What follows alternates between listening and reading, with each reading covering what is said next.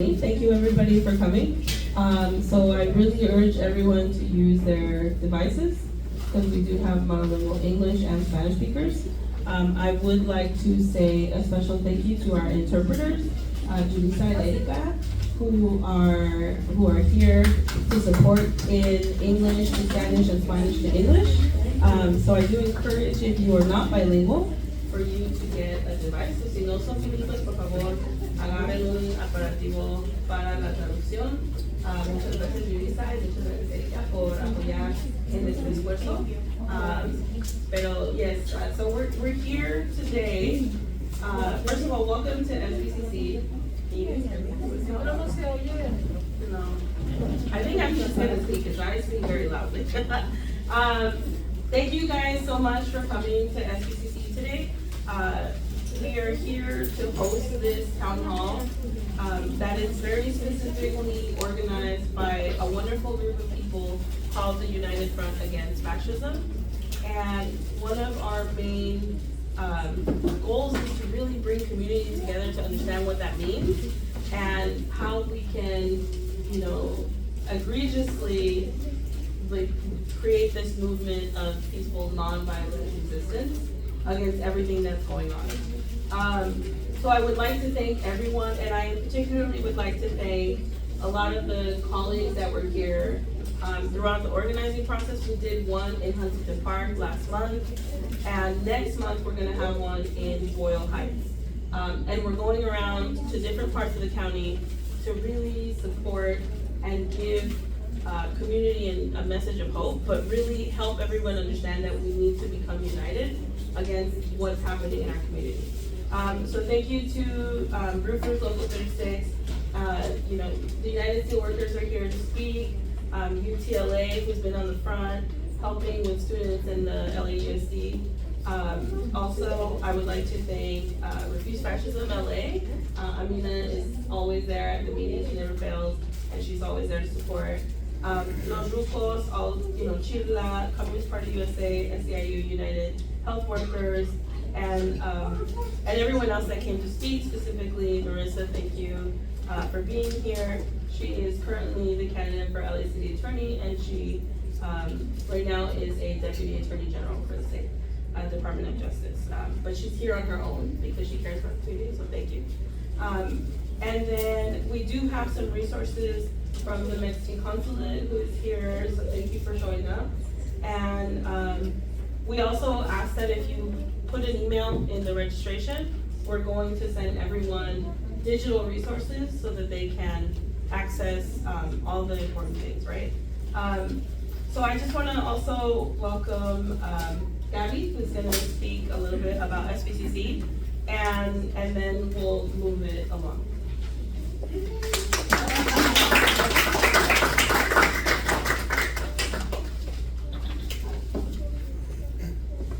Well, I don't think the microphones are working. Can you help us with that? I want to speak really. Maybe, but Never mind. the volume is up on all of these. Maybe we need to turn them on. No, they were on. One of them is on. That one?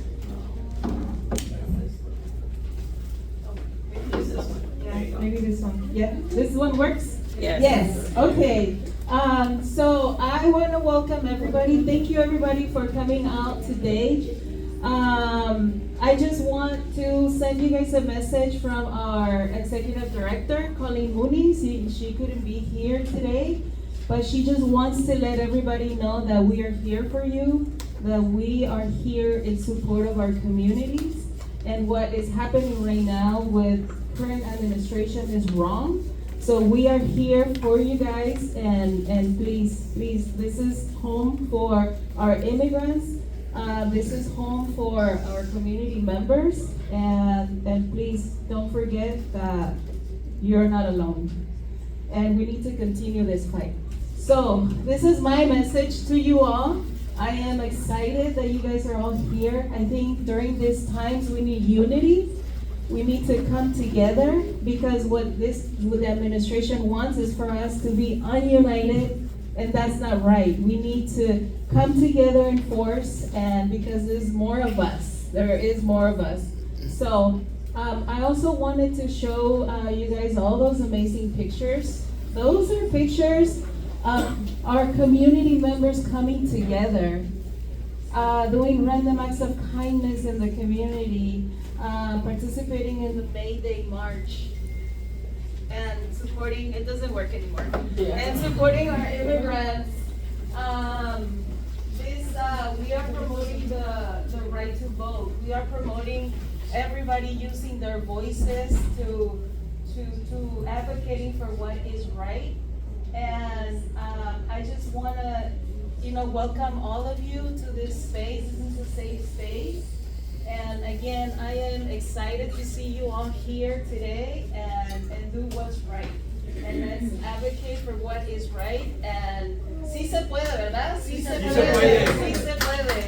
Y en inglés, yes, we can. Yes, we can. And unidos somos la fuerza. United, we are stronger. So, vamos a seguir con la agenda, pero otra vez me da mucho gusto verlos aquí, a todos ustedes. And I forget that we have interpreting, so, Yeah, that's okay. Pero sí se puede, sí se puede. Thank you, Gaby. So next we're gonna have Cliff Smith and Amina Gonzalez. Cliff is with the Roofers Local 36, and Amina is with Refuse Fascism LA, both of which have been strong advocates with just supporting everybody, workers and community, and really condemning the work that is happening by the current administration. You guys are great. Thank you for coming. Thanks to everybody that took the time out tonight to join us. Thank you to Erika and to the SBCC for hosting this space for this discussion.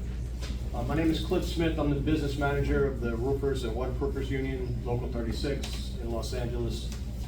And Trump's administration is targeting the most vulnerable among the working class. He's militarizing our communities, dissolving federal union contracts for hundreds of thousands of workers, cutting necessary services like Medicare to finance tax cuts for his capitalist classmates. He's toying with fixing or canceling future elections by executive order and installing himself as the supreme dictate. Fascism is the open terrorist dictatorship of the most reactionary, most chauvinistic, and most imperialist elements of finance capital, as it was defined in 1935 by the Communist International, which led the historic defeat of Nazism in World War II. The conventional protocols of lawsuits and legislation comprising the maximum playbook of the Democratic Party and its subordinate AFL-CIO are useless against fascism. Formal, paper bourgeois democracy is no threat to the naked rule by force of Trump's MAGA regime. We need to stop playing patty cake with our enemies. We still need to assert our rights. We need to have lawsuits and we need to have legislation, but when unidentified agents wearing masks smash the windows of our car, we could tell them we have the Fourth Amendment and the Fifth Amendment rights against improper search and seizure, the right to not have to answer any questions, but when they're dragging us out of our cars and putting us into secret prisons, we need to have a different type of plan. We can file lawsuits and hopefully win temporary restraining orders from federal courts, but when Trump has the Supreme Court in his pocket, or just openly defies the temporary restraining orders and sending these agents into Home Depot parking lots to racially profile people, we cannot depend simply on lawsuits and legislation to solve our problems. We need to have a different way to make sure that we do not become victims of this. Only people's democracy, revolutionary democracy, the full mass engagement of the organized and mobilized community and working class and oppressed people can turn the balance of power. People's democracy means the rule of the majority, community control. The AFL-CIO has lost membership and organizational strength as a percentage of the working class for years. Private sector union membership is now below 6% of all United States workers for the first time in recorded history, down from 35% when the World Federation of Trade Unions was formed 80 years ago in October of 1945 by the militant Democratic International Trade Unions, which led the victory over fascism in World War II. But the CIO caved in to the Cold War Red Scare and quit the WFTU in 1949 to merge with the AFL and capitulate to capitalism under Democratic Party leadership. Workers and oppressed people must quickly build local mutual self-defense networks to protect each other and expand democracy. Local 36 calls for all trade union leaders to prepare for a nationwide general strike. In Los Angeles, there can be no Olympic Games under Trump fascism, which will only exploit the spectacle as a pretense to further militarize our streets and attack us in our communities and on our jobs. On Labor Day, September 1st coming up, the annual Los Angeles Labor Day Parade will be right here in Wilmington. The AFL-CIO International President Liz Schuler will be here celebrating her failures. We invite you to join us, Local 36, outside Banning Park, where they will be eating hot dogs. We need pickets, not parades. We have a message for AFL-CIO President Liz Schuler. We have flyers on the table. We want you to join us outside the park to picket the parade and let Liz Schuler and the AFL-CIO and our labor movement know we need action right now. It's not time for celebrating and parades. It's time to stand up and fight. Death to fascism, an injury to one is an injury to all.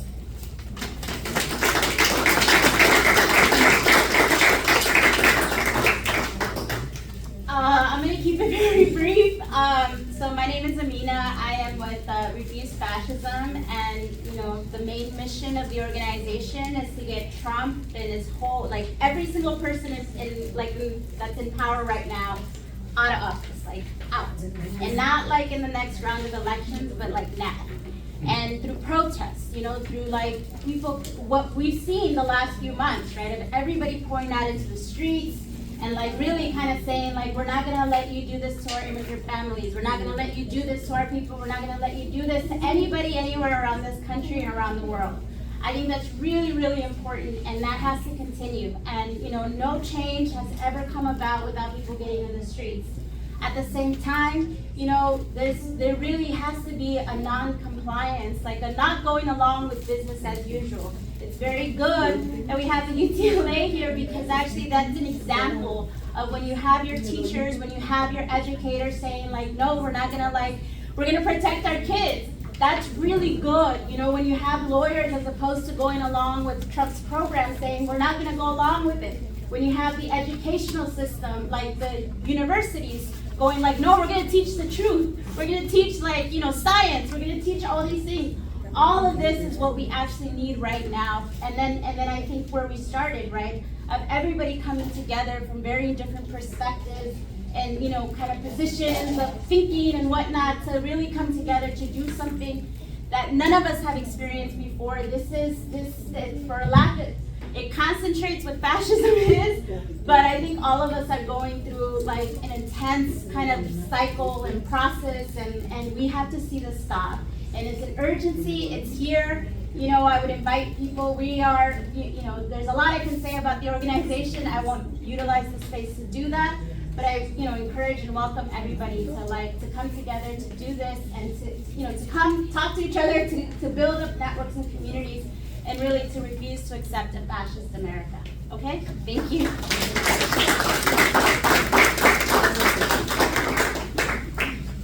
Thank you guys very much. Sometimes we're afraid of the word because we don't know what it means, but the reality is that none of us want fascism. We want to actually live what we created as the American dream, even if we emigrated here, because we're always looking for something better for our community, right? So thank you guys for talking about all of that. Next, we're gonna have a representative from the United Steelworkers, Holloway, who is here to talk about the amazing work that the Steelworkers Union is doing to support the labor of the community. They are here from Wilmington. They have a chapter here in Wilmington, and they're very active. And it's important to hear from a lot of different perspectives. So thank you, Derek.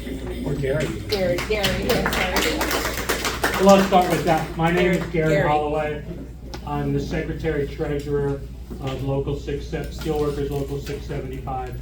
You see us on the 405 as you drive by every day. They're next to the Marathon refinery. So I did not think that I was on the agenda. When I got here, I found out I was. So I'll talk just a minute about our current work. I think it was important that we heard the songs before we came in. When we heard "We Shall Overcome," and we heard songs of resistance, we heard refugees. We heard these songs that are part of our history, a history of struggle, but a history that's important for us to bring in. Plus, it was nice to hear somebody praise PBS, because the songwriter had written about it being a window to the world in Arkansas. And as a young kid in late 60s, early 70s, Kentucky, I agree with his window into the world vision. But I want to talk about, on one hand, we're an oil workers local, and that's what we're known for here. So national oil bargaining is coming up very soon, so we'll be bargaining at all of the oil refineries for contracts.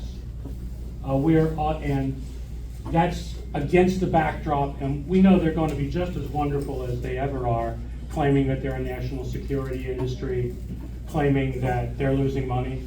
I want to hear, I live to hear it every year.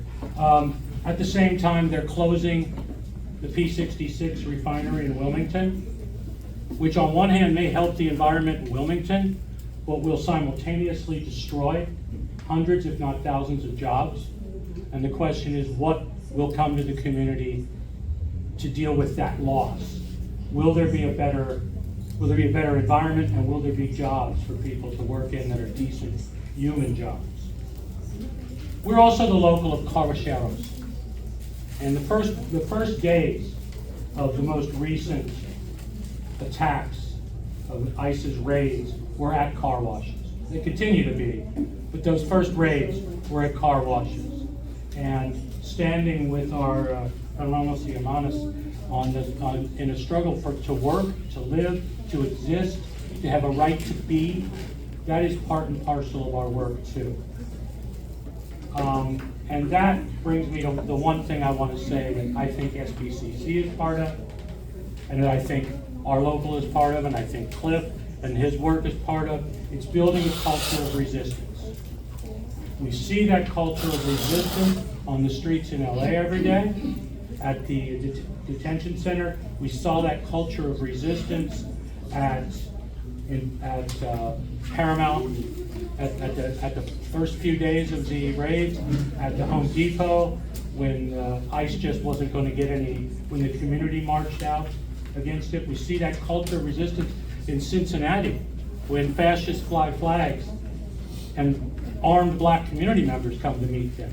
These are part of a culture of resistance in the workplace and in the community that is real to our lives right now, and that we have to be part of. I will end on something it's always a pleasure to begin with. Our local stands strong with the people of Palestine. We've built Steelworkers United for Palestine as a national organization, and we continue to do that as best we can to build a culture of struggle and resistance. Thank you.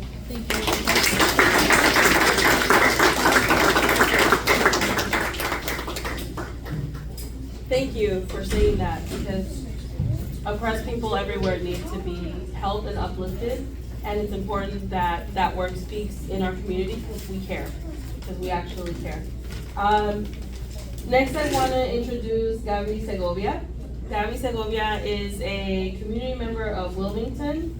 She has lived here for a very long time, and she is always out there helping when help is needed, ready to advocate for something when there's an issue in her community. And yes, she cares about all of us throughout LA County, including myself, because I'm not from here, I'm from the Antelope Valley.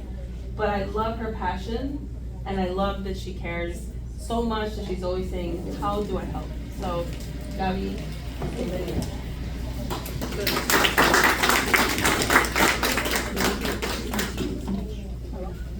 ¿Cuál de todos? ¿Ninguno sirve? no más fuerte. Bueno, tengo buen pulmón. Buenas tardes, mi nombre es Gaby Segovia. Good afternoon, my name is Gaby Segovia. Vivo aquí en la hermosa comunidad de Wilmington. I live in the community, the beautiful community of Wilmington. Cuando llegué a esta comunidad, yo me quedé sorprendida, que yo dije, wow, estoy en México. When I got to this community, I was very surprised. I said, wow, I'm in Mexico. Porque me sentí como allá el amor de la comunidad, cómo me acogió. Because I found the love of the community and how it welcomed me. Que en estos más de 20 años ya se conoce uno. And now with 20 years here, we really know each other. Nuestros hijos se conocen. Our children know each other. Y más que nada, que en cualquier momento que hay una necesidad, se une nuestra comunidad. And whenever there's a need, our community comes together. Y por eso hoy, como madre de 4 hijos y abuela de un nieto hermoso, And now as a mother of 4 beautiful children and 1 beautiful grandson, quiero invitarlos a todos, porque aquí ahorita todos somos iguales. No hay directores, no hay representantes, no, todos somos iguales. I want to invite all of you to join in because here we're all equal. There's no directors, there's no representatives, we're all equal. Porque a todos nos está dañando esta administración. Because this administration is hurting all of us. Solo quiero decir, unámonos. I just want to say we need to unite. Esto es una batalla más de nuestra vida. This is one more battle in a struggle in our lives. Dios nos está preparando cada día más. And God is preparing us every day better and better. ¿Qué acabamos de pasar? 20, 19, 20, 21, 22, una pandemia. We just came through a pandemic 2019, 2020. Nos dijeron que no saliéramos, ¿verdad? And they told us we would never get out of it. Porque ¿qué era lo que nos iba a pasar lo más seguro? Because they thought the worst would happen for sure. Morir, right? We were going to die. ¿Y qué hicimos? Salimos. And we came out of it anyway. ¿Por quién? ¿Por nuestros hijos? Why? For our children, ¿Por nuestra comunidad? for our community, Por todos. for everybody. Es lo mismo ahorita. It's the same thing today. Hay ese miedo igual que ese día que nos dijeron que nos encerráramos. Yeah, there's the same kind of fears that we felt the day when we had Y ahora to otra decide. vez nos quieren encerrar y nos quieren callar. And now they want us to shut us in again and make us quiet Y again. nos quieren dividir. And they want to divide us. Diciendo, oh, indocumentados, no indocumentados. No, todo nos está afectando esto. So they want to divide us in undocumented and documented. No, we're all being affected by this. Entonces es momento de unirnos. Sí, las marchas son muy positivas. It's the moment to come together. The marches are really positive. Pero hay muchas personas en esas marchas que nos apoyan y otras que no nos apoyan. But there's a lot of people in the marches. Some support us and some don't. Hay personas que llegan y tiran el volante o la pancarta, la tiran y se van a dormir y se olvidan del problema. There are people that take the pamphlet and they just throw it away and then they go to sleep as if there's no problem. Cada uno de nosotros debemos empezar a luchar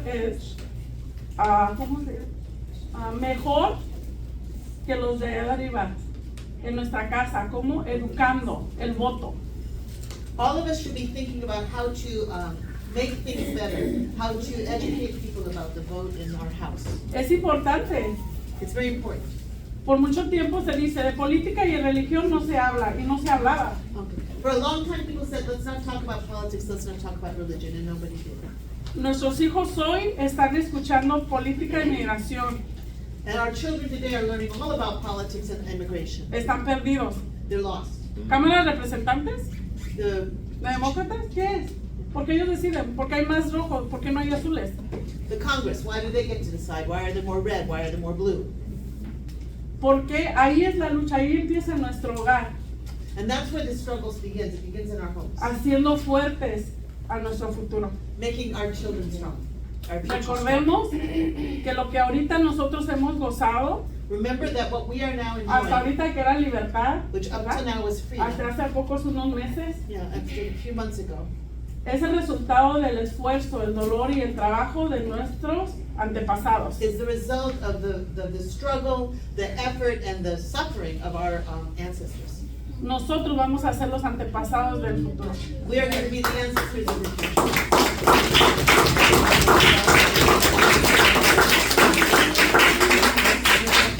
Recuerden que unidos más fuertes. Remember that united we're much stronger. En una guerra, yo quiero morir luchando. If there's gonna be a war, I wanna die fighting. Porque si de todas maneras voy a morir, lo voy a hacer luchando. Because if we're gonna die anyway, we might as well do it fighting. No detrás de la puerta, no teniendo miedo. Not hiding behind a door, not with fear. Porque miedo no es la mejor opción. Because fear is not the best option. Luchar es la solución. To fight is the solution. Y juntos es mejor. And if we fight together, it's much better. Thank you.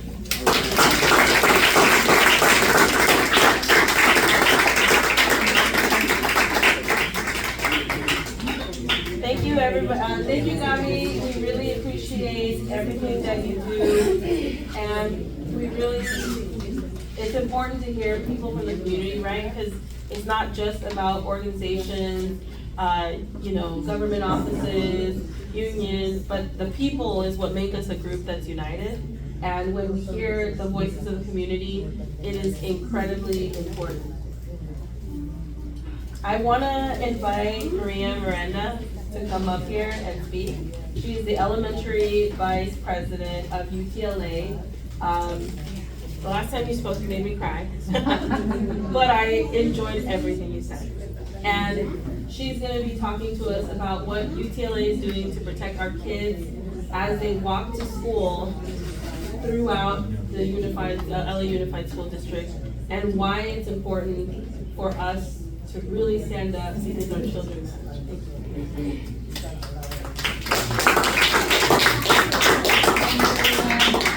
Good evening. My name is Miranda. I am the elementary vice president at United Teacher Los Angeles. I'll tell you a little bit first about my background. I was born in Mexico, Michoacán, Mexico, and I came to the United States at a very early age. And this is why when I say I see myself and my students and I see my parents in the parents that I work with, I really mean it. There are many educators just like me who have come to the United States with a dream, right? And we have, in many times, made that dream a reality. And this is why, in my position at UTLA and as the point officer in the union immigration justice work, that I'm so passionate about this work. We have, in UTLA, put together an immigration justice team. So we have a core group of staff and teachers who come together. We just ended a meeting with our immigration justice team leads, who figure out what is the union going to do, what is the response going to be. So prior to the elections, October, November, we started thinking like, what's the worst case scenario? What's gonna happen? And we started brainstorming. We started approaching the district. We started asking for conversations, for meetings. They were not welcomed at that time because it's too early, we don't know. We started educating ourselves on the issues. We then, after the election results, we knew we were in trouble and we reached out again to the district, but then we started planning. How do we educate our membership, right? Our teachers, our nurses, our school psychologists, our counselors on this issue. And we partnered with Chirla, we partnered with Caresen, we partnered with a bunch of immigrant rights organizations and other community groups and other labor partners who are interested in also pushing back and fighting against this administration's oppression. So we knew we had to start with training. So we did Know Your Rights trainings, we did family preparedness trainings, we did social emotional work. We had PSWs come into our workshops and train other educators on how to talk and how to deal with this situation in our schools. We then invited the community to those same workshops. We then had teachers model lessons on what it is that they're doing and how they're approaching the subject at the school site. Most recently, we also joined the Chirla's Rapid Response. So we have teachers on the ground doing things like responding to possible ICE sightings. We also have teachers who are working with the Unión del Barrio and community patrols, and out here in the harbor with peace patrols who are doing community patrolling. So what are they doing? They're getting up really early, going out into the streets, and they are checking to see if there's immigration enforcement anywhere. If you're interested in joining any of those, please contact Chigla, contact Union del Barrio, Community Self-Defense, and like I said, out here in the harbor area, it's called Peace Patrol. So you have teachers doing that work. We understand that we need to be in the forefront of this. We need to be out there doing the same thing that our community members are doing. We serve the community, but we also have deep roots in the community. So we are going to put ourselves on the line when it comes to defending our students. We're defending public education, right? We're defending the right that our students have to a free public education. We're defending the parents that drop them off every day. So if you heard, on August 14th, we had our back to school. We've had a campaign to make sure that kids know that schools are a safe zone. The administration removed that protection from our schools, but the district itself made sure that all of our schools were sanctuary schools and safe zones. We made sure that everyone knows how to implement those rules and policies in the district. We're now working on creating sanctuary teams. So every school, what we're asking is that every school create a sanctuary team of all members of the school community, including parents. We want folks to have a safe passage with a 2-block radius. So if you're interested in helping and you feel safe to be a pair of eyes and ears in the community while kids are walking to school, or when they're going home, then you talk to the union leader at your school site and say, hey, I heard that some schools are starting a sanctuary team. I would like to be part of that. I would like to help. The other thing that we're doing is that same team is going to be activated if there's ICE present at any school site or any immigration enforcement. Our chapter leaders, they know that if anyone comes to the school site, what documents to ask for, right? The principal needs to enforce this, but that they need to contact us immediately. And they need a group of community members to also come out immediately if ICE shows up to a school.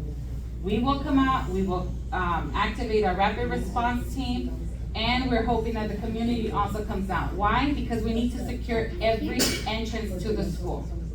We need to make sure, if you didn't know this, schools have to be locked at all times. Some schools forget that and sometimes leave gates open. It is very important that during this time, if you see a gate unlocked, you take a picture and you send it to the principal.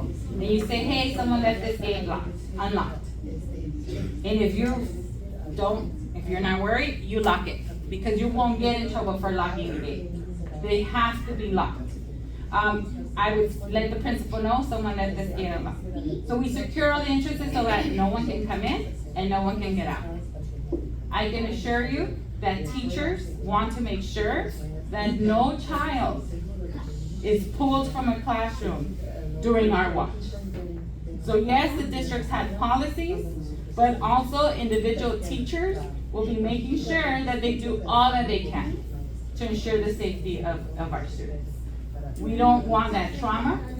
We want to make sure that our kids feel safe and that they have a trusted adult that they can count on. Like I said, there's multiple trainings that you can ask your chapter leaders at your school site to have access to. We go out and provide those training if the school asks for them. So I do want to say that I agree, working together is the best thing that we can do. I worked at a school site for 23 years in South LA, the same community where I grew up, and I learned through working with parents the power of the community and how you are the ones who make the school even better. It's not just up to the educators in the school, it's not just up to the employees there, right?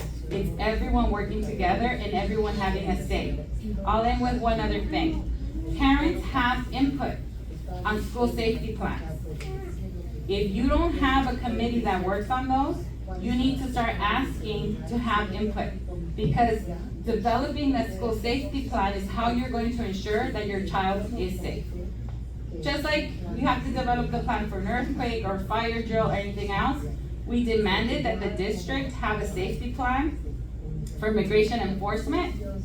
And they recently announced that yes, they're going to start doing lockdowns when immigration enforcement is around or in a school, like they do when there is police activity in a school. And that was a big fight because we had to fight for that for a few months until they finally agreed to do it. So those safety plans are very important. Please use your voice and make sure that you have input in those plans, because everyone should know what those plans are, but should also contribute to those plans. And I'll end there. Thank you so much for helping, for being here, and I'll take any questions at the end whenever we're done. Thank you.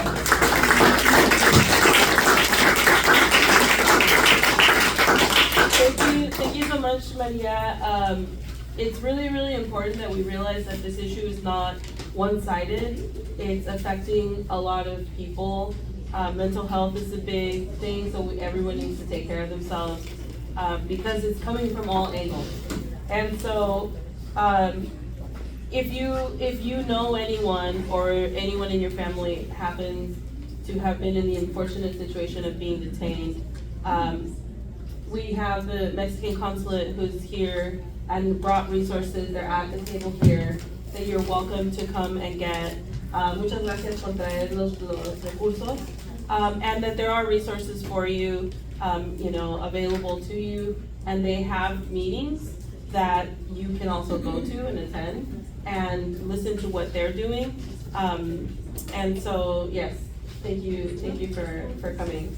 I want to pass it on to Valerie Rodriguez.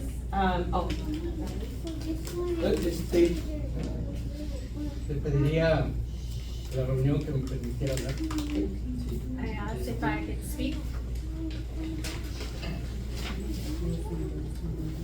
Me veo obligado ante la circunstancia de hablar porque fuimos los que invitamos al consulado a que se presentara el día de hoy. I feel compelled to speak because we're the ones that invited the Mexican consulate to be here today.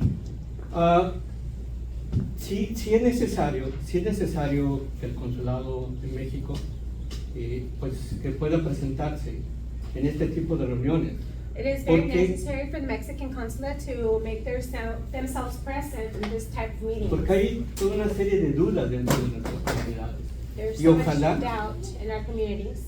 Y ojalá que otros consulados se puedan también integrar, porque sabemos que estas redadas se están enfocadas exclusivamente en nuestras comunidades latinas. We hope that other consulates can also come aboard because we're seeing these raids more so in our Latino communities. Me veo también comprometido porque durante años nosotros nos paramos afuera del consulado. I also feel committed because for years we stood outside of the consulate exigiendo de que el consulado fuera un consulado de puertas abiertas donde todos sean bien recibidos. pleading for the consulate to be a consulate with open doors where everybody would be received. Desde hace algunos meses, nuestro gobierno de México dictó la orden de que los consulados se abran a nuestra comunidad mexicana. Some months ago, our governor dictated and requested that the doors would be opened up. The president, excuse me. Todos los días lunes de las 10:30 a las 11:30. Every Monday from 10:30 to 11:30. Nuestro cónsul tiene una plática con la comunidad y todos están invitados. Our consul has a discussion with the community and everybody is invited. Todos pueden asistir y hacer sus preguntas de cualquier problema que se les presente. Everyone can attend and they can ask questions on any subject. En estos días, del día lunes al día viernes, el consulado During these days, from Monday to Friday, the consulate está haciendo una, una asesoría legal gratuita. They're holding like legal evaluations, totally free, Esto es de las 9 a la 1 de la tarde. from 9 to 1 p.m. Y cualquiera puede asistir y presentar los casos de los familiares o cualquier otro problema que tuviera. Anyone can attend with any case that you may have. Te lo digo porque la información que nos ha dado el cónsul nos ha traído los casos de todos nuestros hermanos y hermanas que han sido detenidos y que en el caso de los mexicanos es responsabilidad del cónsul tratar estos problemas. So the council has brought the cases of the people that have been detained, and it is their responsibility to, es la responsabilidad de ellos que se encarguen de Que eso. se encarguen de For them to ver todos los casos respond, de los to mexicanos. review all the cases of the people that have been detained. Entonces, esto está abierto para quien quiera asistir. Y otro de los aspectos es de que cualquier problema que llegaran a tener como mexicanos, So it's open for anyone who wants to attend, and any issues that you may have as a Mexican, hay una línea telefónica las 24 horas there is a 24-hour hotline. y les voy a decir el número, por favor. I will give you the phone number. Es el número 520 It is 520 623 623 78 7874. 74. Cualquier problema. ¿Quieren que se lo repita? Any issues? Do you want me to repeat the number? 520 520 623 623 78 7874. 74. Para cualquier problema, esta línea está abierta. For any issues, Sí. this line is open. Y ojalá que sea nuestro portavoz, la persona que ha venido, y que en una próxima reunión pues puedan ellos mismos indicarnos y darnos a conocer todos estos datos. So we hope that the person that came today can be our voice and they can give us more information. Gracias. So, thank you so much. This is important information, and if you guys know your representatives from other consulates, we need everyone to come united and to help people, because they have the ability to go into the detention centers and support immediately and provide a lot of resources for detainees in those detention centers. So the next person I want to bring up is Valerie Rodriguez. She is a representative, she's representing Assemblyman Mike Gibson's office. He is the assemblyman of this district, and she's going to speak to us on what's happening at the state and how we all can become civically engaged. Thank you, Valerie.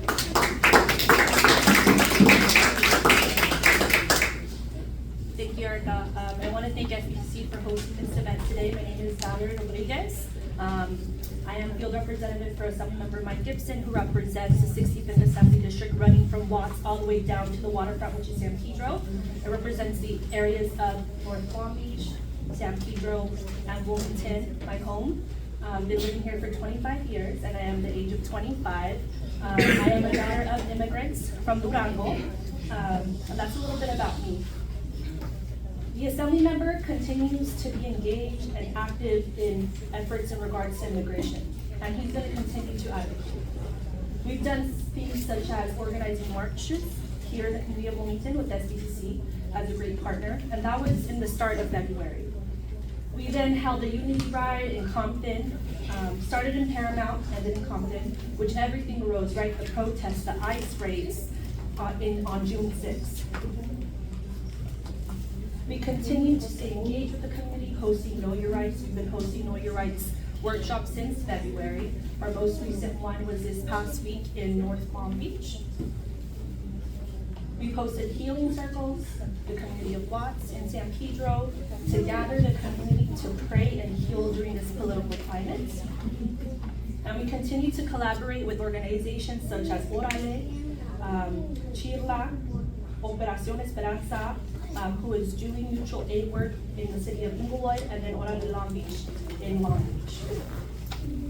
A lot of you guys may not know this, but our team continues to be boots on the ground. We work with organizations such as Chila to do rapid response. So you may not know this, but our field representatives are out in the field. We see a sighting, we're gonna be driving to it. We're gonna make sure that our community is safe and make sure that we continue advocating for our community.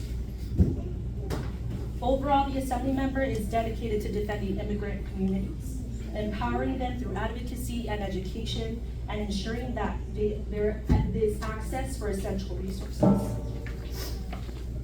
Vamos a seguir abogando por la comunidad porque nosotros estamos en esta lucha juntos. Y acuérdense que tu voz es poder y por favor abogan y vayan a todos los oficiales que están en la oficina, porque no nomás es nuestra oficina que tiene que abogar por nosotros, tiene que ser todos, incluyendo county, estado, con Congress y county. Y va a seguir esta lucha porque nosotros estamos juntos con ustedes. Gracias.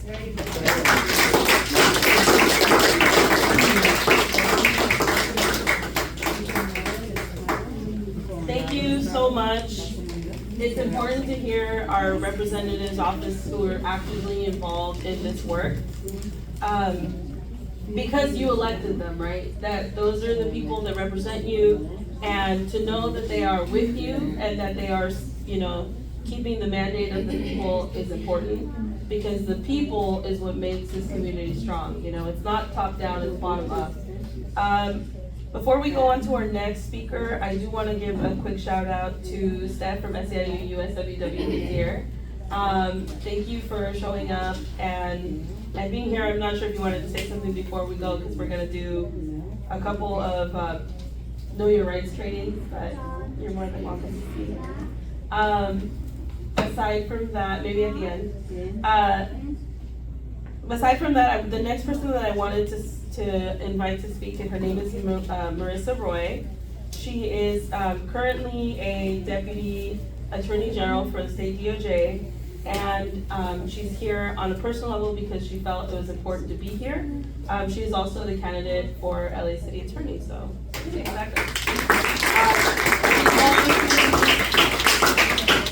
She's going to be speaking to us on things that matter to her, but she's also going to step in lieu of Felipe, who couldn't be here today, and give us a Know Your Rights training. So if you picked up some of the handouts, if not, we can hand them out. There is a handout that is, let me see if I can get it. It kind of looks like this. What is the First Amendment? What is the Second Amendment? What is the Fourth Amendment and the Fifth Amendment? We'll hand them out, but I'm going to speak a little bit about that. Hey everyone, thank you so much for being here today. I am Marissa Roy, and you know, this is really personal to me. My mom is an immigrant from India, and she didn't become a citizen until I was in elementary school, and so I think so often about what it would have been like to grow up as a child in the Trump administration in a mixed immigration status family. I think now about it. I mean, I have had my mom express the fears to me about whether her citizenship may find an error or something like that. The fear that I think so many families and communities are feeling is really real. And it's a lot of the reason why I became an attorney. I became an attorney because I really believe in the power of law to serve people. And I have always represented governments from the city all the way to now the state, which I just have to say as a disclaimer, I'm here in my individual capacity, not on behalf of the department. And in that capacity as a government attorney, I've seen how much we can do to serve the public. When I was at the city attorney's office, I brought cases on behalf of truck drivers who were misclassified as independent contractors, on behalf of car wash workers who couldn't fight wage theft on their own because if they put their name on a lawsuit, they could suffer the retaliation and the immigration consequences. So it was important for the government to stand for them. And then in the first administration, I represented as outside counsel LA County in all of their litigation against the Trump administration, fighting against the rescission of DACA, fighting for sanctuary cities, and fighting against the inhumane and racist immigration agenda of the Trump administration. Trump's playbook is not new.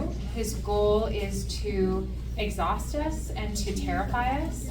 His goal is for us to give up. And there is a role for both, as Cliff was saying, both lawsuits and protests to play. There so far have been over 300 lawsuits filed against the Trump administration, filed by states, filed by cities, filed by nonprofits. About half of those have gotten some sort of preliminary relief, a temporary restraining order or a preliminary injunction, which stops the order in effect until the end of trial.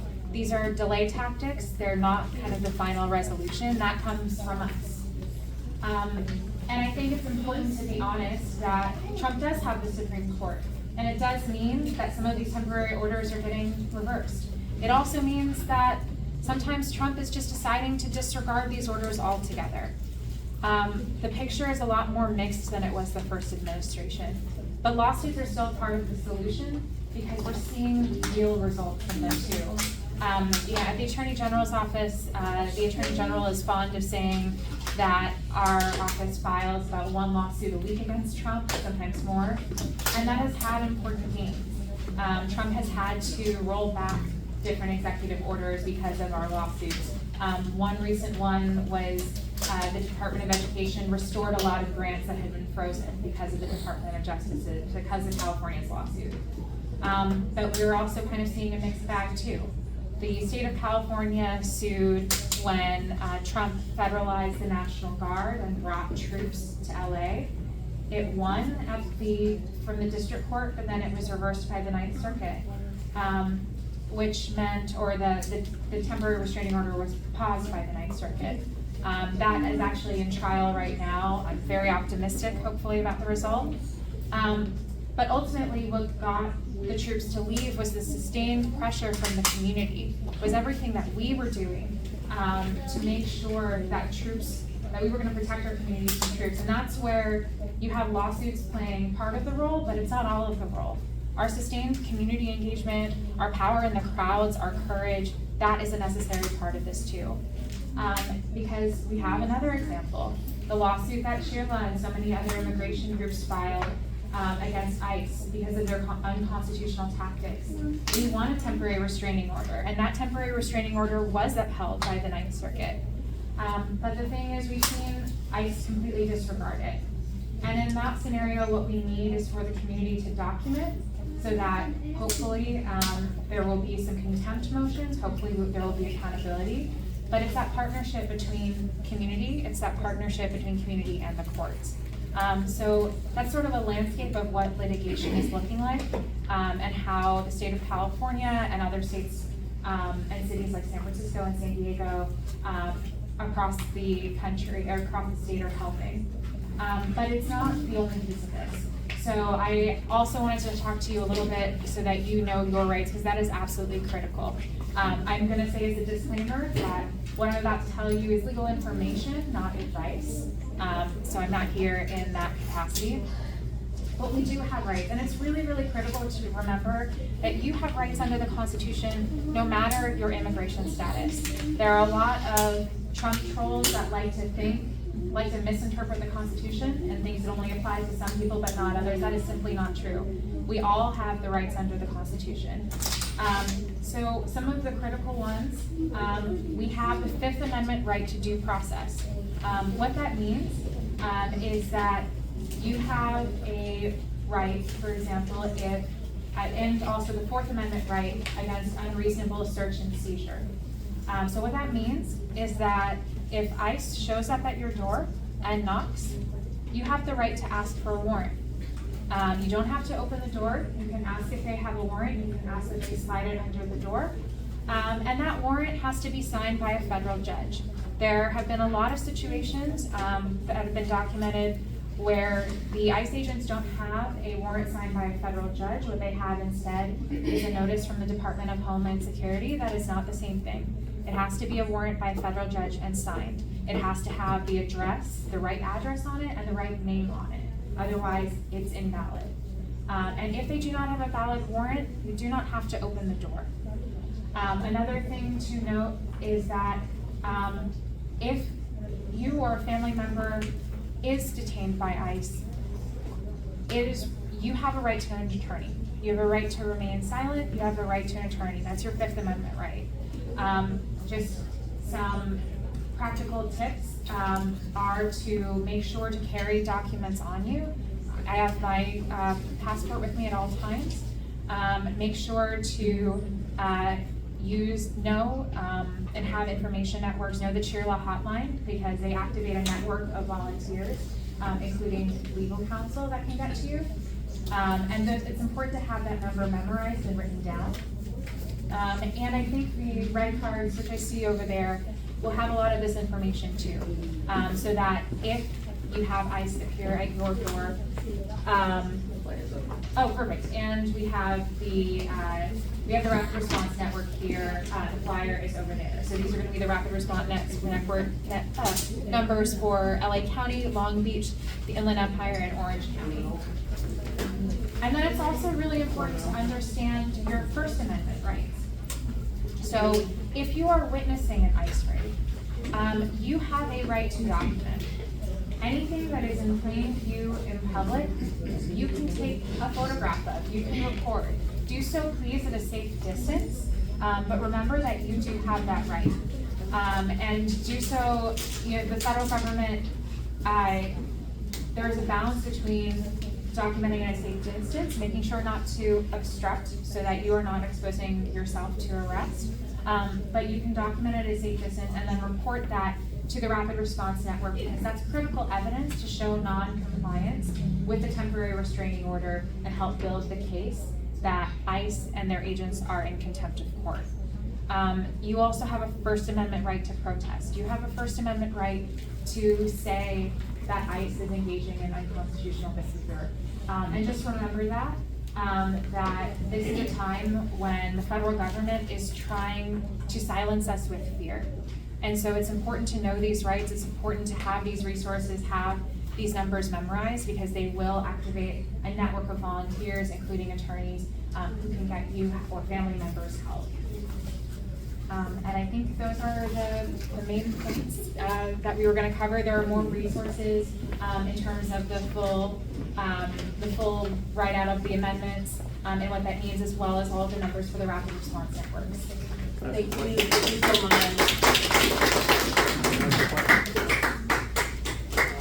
I have a question about if you're in a vehicle. And so I saw on the news that what I understood, they said that if you're in a car, you have the same rights as if you're in your house. Yes. That you don't have to open the door, you don't have to open the window, you don't have to answer any questions to an immigration officer. But we see all these videos where they're just smashing the window and just drag you out or beat you up, or using weapons against you. And then a couple of days ago, they broke somebody's window, and so he drove away because they don't have any identification, and they shoot him at the car where he has his family in the car. Legally, legal information. If these people come and they have no identification and they demanding open the door, open the window, let us in, what do you do to handle this? Yeah, so, and this is where legal information, not advice. You have a Fourth Amendment right in your car. You have a Fourth Amendment right, it is true exactly as the same as in your home. So you do not have to open the door. You can go through the same procedures of asking for a warrant. I think this is where also, you can think of what is legally true in terms of you have that right, and also what is safe. So I think my advice is also please take care of your safety as well. But you do have the right in your car. You have your Fourth Amendment right. It's in full operation. Remember, you always have your right to remain silent. And these tactics are 100% illegal. And I think the thing to do also is to make sure you're documenting. because this illegal behavior is not only how we build the case about contempt, but it's also something I think there can be more individual lawsuits against the federal government as well, and we're not starting to see that yet just because of timing, but I think that is also one way to exhaust the Trump administration is give them a little bit of their own medicine. But yeah, I think you absolutely do have the Fourth Amendment right to your car, and then I also just as the practical, non-legal advice have to say also please stay safe too. If I could. Yeah. Just to follow on that, if the rights are the same in a vehicle as they are in your house, and if they feel comfortable to break your window of your vehicle, what stops them from breaking in the window of your house and coming drag you right out of your house and with weapons? Like how much in the real world? In the real world, I mean, this is kind of where and this is kind of what you were saying earlier, this is where we hit the edges of the law too. They don't have a right to break into your car, they don't have a right to break into your house. And then there's also a degree where the Trump administration has felt emboldened to act in complete violation of the law. And I think that's where community comes together, because it's that community pressure that is gonna stop them from doing that. I think when it's been the car situations, what has been most powerful has not necessarily been people saying I have like a Fourth Amendment right. It's been communities coming to document so that people know they have to run away. It's neighbors being able to activate. And so this is where I think what I can say, and this is like always tough as an attorney, is that the law does provide those rights, but we also have to be working to keep each other safe too as community. And it's that power in the crowds too. Thank you, Marissa. Thank you, Marissa. I think there was a hand. I do want to open it up for you to ask questions to anybody that was up here. So for whoever spoke today, if you feel like you can answer that question, please raise your hand as well, so that we kind of help each other. And I want to make sure that we're mindful of your guys' time, because we are supposed to be done at 8:30. So we do welcome all the questions. So I did see your hand up first, and then you guys. So 1, 2, and then 3. So go ahead. Can bounty hunters act as ICE agents and have the same rights as ICE? Like illegally, can you? Because there are bounty hunters as well as ICE. So yeah, so ICE, are they required to identify themselves as I'm a federal agent? Yeah, any obligation, I mean, it can depend, but I think they are under those obligations if they are employed by a federal agency. And you have, no matter what, you always have the same rights. And so I think remembering at the end of the day to assert your rights, to ask for that warrant and make sure that that warrant, again, is signed by a federal judge, has the correct name and the correct address, and then knowing that you can refuse entry, knowing that you have the right to remain silent, knowing that you have the right to call an attorney. These are the rights you have regardless of who is approaching you. I think also it's important to remember you have the same right to document too, because I think bounty hunters need to be held to every single standard of the Constitution and the law as well. They're not just state-sanctioned team members. Thank you. 2, then 3, then 4. Okay. I have a personal question, but it does involve legal expertise as well, especially because you're running for a city position. Yeah. A lot of what folks are saying is that, and someone can attend so many like know your rights, right?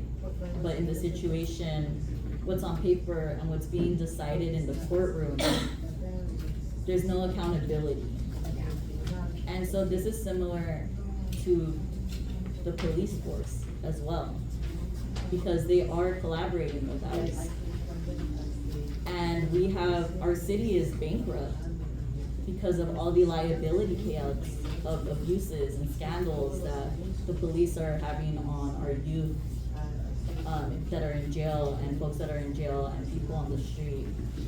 So I guess the personal question to you is, what exactly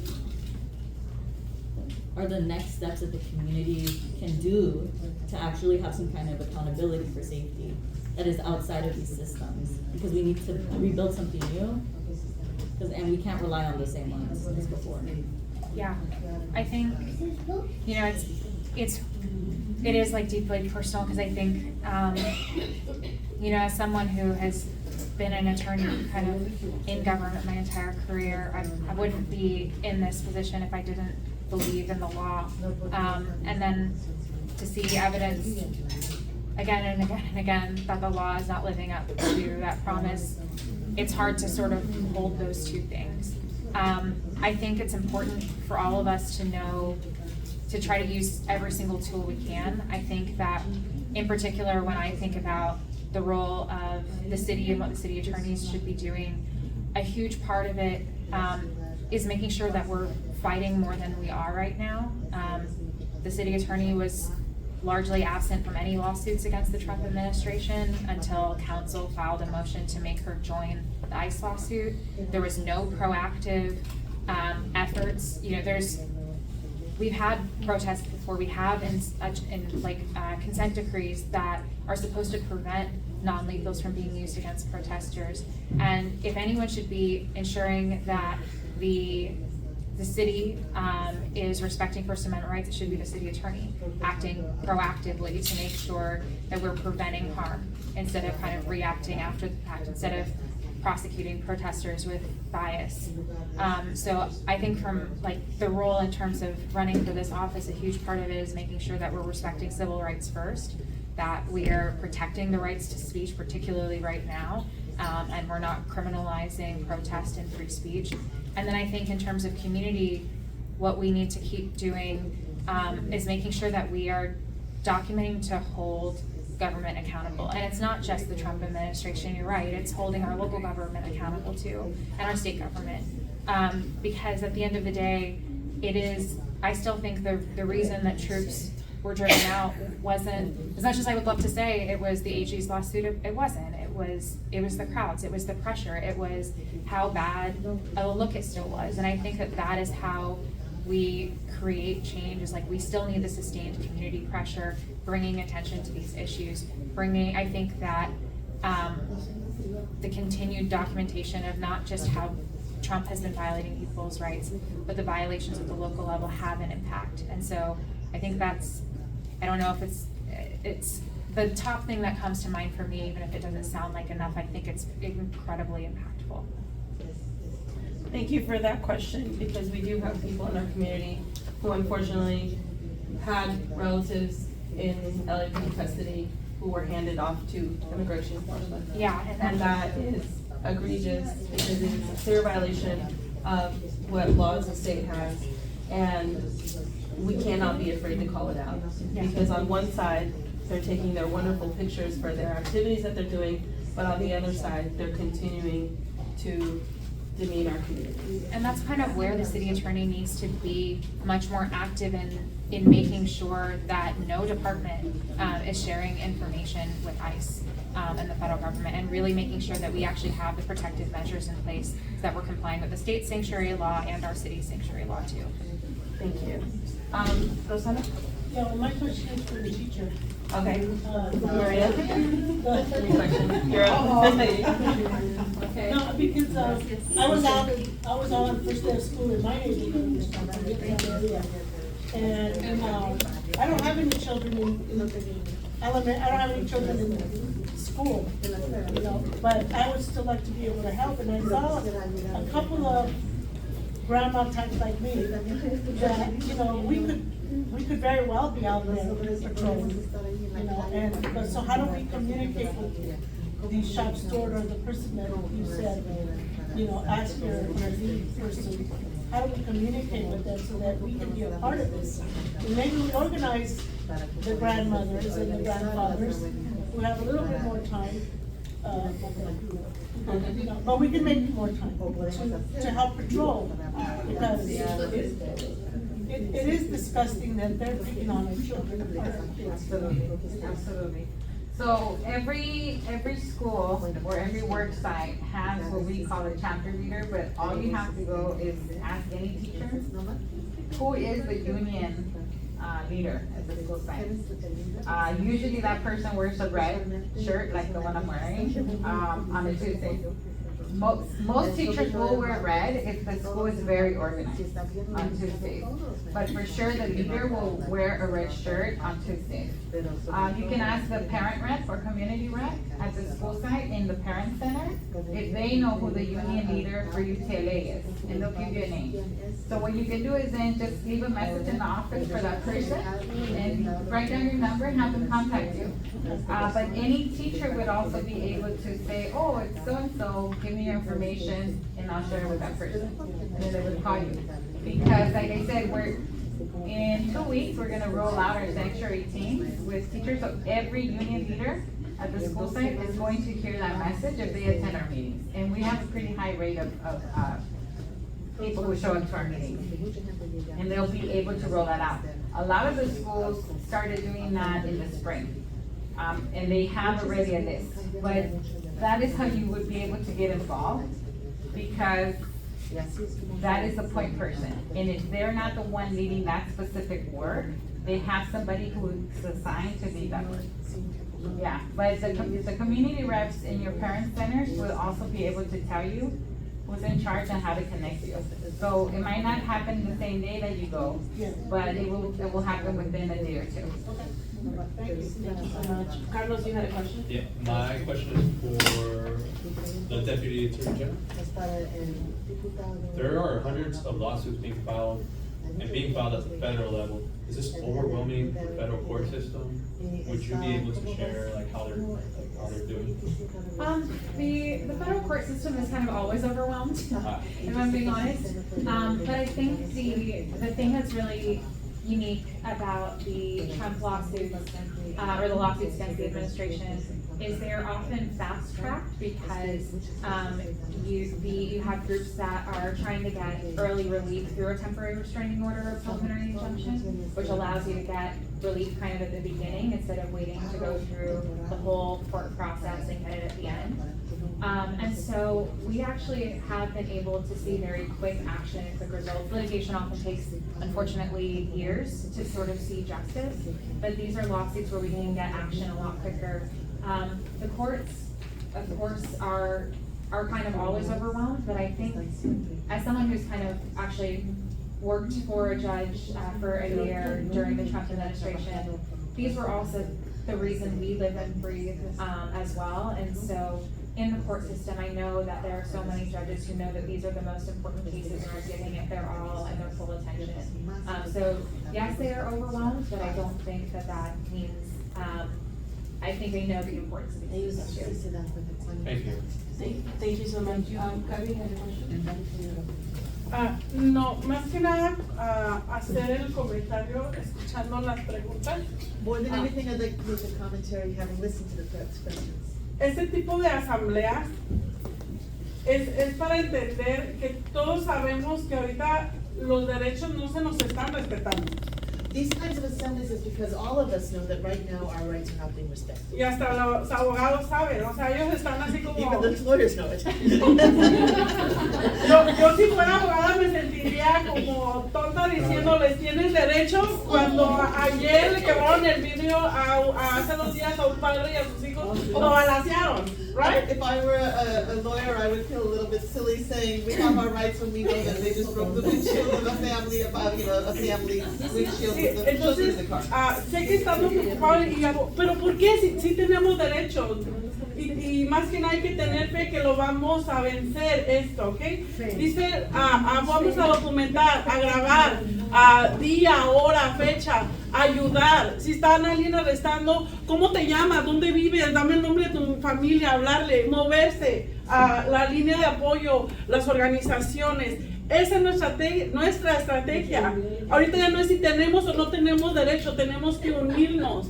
pero no perder la fe que va a llegar el momento de que esta, I'm sorry. What she said. We have to have faith. We have to have faith. We have to be documenting everything. We have to be looking at everything. If they break a window, we have to be writing it down. We have to say, we have to be saying, speaking up, and we have to be united. And we have to have faith and not be afraid. Esa evidencia ellos la van a usar cuando sea el momento y vamos a atacar, vamos a demandar, vamos a trabajar en comunidad. Okay, so we're going to be collecting all of that evidence, and then the lawyers are going to use it, and we're going to be able to defend our community all together. Ese es el movimiento que se quiere hacer. Ya sabemos que tenemos derechos. Ya sabemos que los están violando nuestros derechos. We know we have rights, and we know Ya, that o they're being sea, ya. violated. We know Eso hay that. que superarlo. Ahora We vamos have to nuestra get past that. estrategia. And now we need a strategy. Vamos a luchar juntos. We're going to fight together. Vamos a... Hay policías buenos. They're good police. No generalicen, por favor. Mi hijo quiere ser policía. Don't generalize, please. Ya, quiere ser detective. Yo no quiero que ese odio llegue cuando él se gradúe. I don't want you guys to hate him when he graduates. Hay fiscales buenos y hay malos. Hay que unirnos los que estamos luchando por lo justo. We have to unite together those who are fighting for the right, for this righteousness. Solamente eso quiero que entiendan. Yo sé que la pregunta es con la abogada, pero ¿por qué si tenemos? Ya sabemos, ya. Ahora vamos a actuar de otra manera. Lawyer with questions. We know that they're violating our rights. Does anyone have any more questions? ¿Alguien tiene otra pregunta? Okay, so that brings me to our next segue. So these are here for a reason. Levántate y organízate. Rise up and get organized. So you guys here, the community of South Bay, Wilmington, Harbor City, San Pedro, Compton, Carson, like the whole region down here, right? You guys know your neighborhoods. You know your little cuadras. You know your blocks. So what you need to do is you need to meet your neighbor. You need to meet your neighbor and discuss all of your concerns with each other. You need to let all of your neighbors know that you are becoming united. You need to develop rotating block captains so that everyone has an opportunity to lead. You need to design some kind of something to announce to your community that you guys are together. We have them right here. You guys can take one home with you today. You should create a community group chat of just your block, because you guys know your neighborhood, and you guys know what belongs there and what doesn't. And specifically regarding immigration enforcement, but also community safety.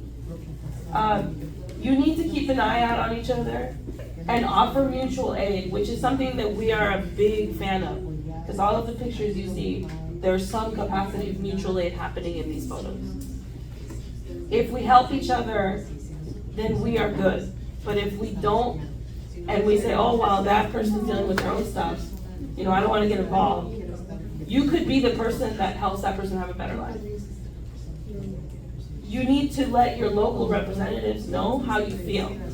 Because the way that Marissa told us, we have our First Amendment right to petition our government. And everything that we talked about today is protected under the US Constitution. So do not let anybody intimidate you from coming to meetings like this and telling you, well, I don't know, what if it gets violent? I don't know. I don't see any of that here. So you need to let the message go out that this is something that is as American as apple pie. Although I'm not that apple pie.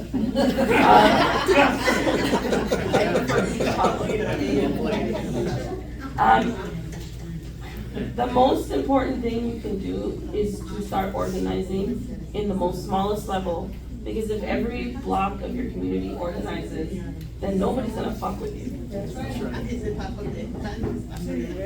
So, sorry. So your challenge, today, if you do wanna do this, if you wanna organize your community, your block, you are more than welcome to take a banner rubber. It's blank. You guys can decide whatever you want on it. And you can let your community, your block, your neighborhood know that you guys are together on this. But you can't take it unless you're not going to do it. It's important that we all stand together on this. And I really want to thank everybody for coming. My voice is going because I spoke a lot. Cliff is going to say something. Thank you to Erika and the SBCC for putting this together. Thank you to our interpreters for volunteering their time to help us with this. Thank you for the musicians for blessing us with the spirit. Thank you for the food providers, food provided by Assemblyman Mike Gibson's office. Thank you to our speakers from the United Teachers of Los Angeles, the Steelworkers, the representative from the Machinists Union, and I Heart Wilmington, and Marissa Roy for City Attorney. That's personal point of privilege in the elections. Thank you all for coming. Please stay in touch with each other. We have all your contact information on the sign-in list. We're going to follow up with you, and let's continue to build. So the next town hall is going to happen on September 15th in Boyle Heights at CD 14. CD 14? Yes. Yeah, the CD 14 location. So we will send you guys the message if you want to show up. If you have people in that community, East LA, Boyle Heights, that whole area, Whittier, send them there. Because we want everyone to hear this message, and it's important. Labor Day, September 1st at Banning Park. Yep. 10 a.m. Monday. Nobody's working, right? If you want to take a to-go plate home, you guys are more than welcome to get something from Berta. She made this food from the bottom of her heart, and it's important.